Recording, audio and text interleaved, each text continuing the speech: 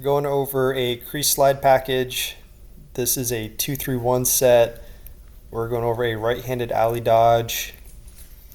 The on-ball defender is prioritizing overplaying top side.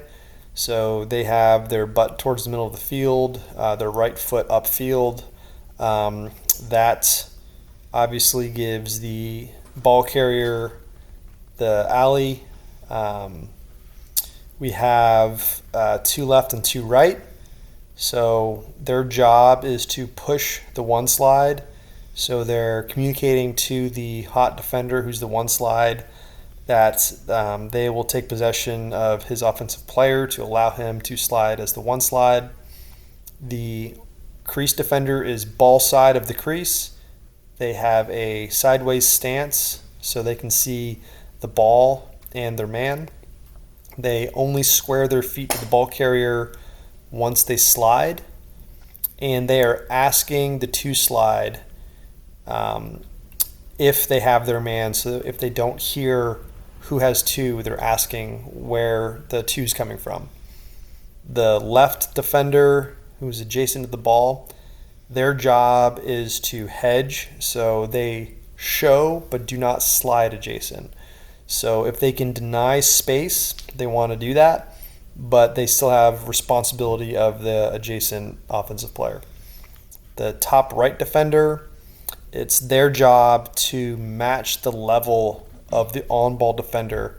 As the on-ball defender goes down the alley, the top right defender needs to match that level, because if the crease pops high, they have stretched our two slide to where this attackman can sneak backside, and that's a very dangerous skip pass. So he needs to be in a position to take a crease pop, since once the ball carrier goes down the alley, that ends up with the top right midfielder as the furthest player from the ball once the dodge has completed.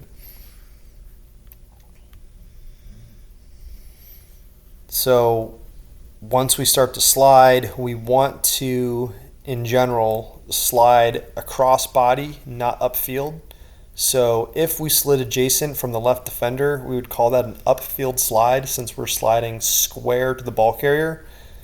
If we slide cross body, it creates a situation where we make essentially an L and wall off the middle and the front of the ball carrier. And with ball pressure, that means the offensive player's only option is to roll away from the middle of the field for an outlet. If we slide upfield, the ball carrier sees the slide and they see the whole field in front of them. And it makes their decision easier, and they can more quickly make a forward pass or a more dangerous skip pass. So in general, if we can slide cross body, that allows us to apply ball pressure and roll the offensive player away from the middle of the field. The way we transition responsibilities from the on-ball defender, the hot slide, once they slide shouting fire, fire, fire, the on-ball defender doesn't leave the ball carrier until the hot slide has taken possession of the ball carrier, and they call for recovery, so they'll shout Rico, Rico. At that time, the on-ball defender, they're running to the middle, and they're going to be looking for the two slides who are going to be telling them which player they're going to take. So they're shouting where.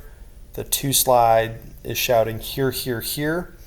And then we want to bump the two slide back out to their man. We don't want to send the previous on-ball defender all the way out to who the two slide had initially, because within one pass, that then becomes a defender who's recovering 20 plus yards, who then potentially is dodged right again.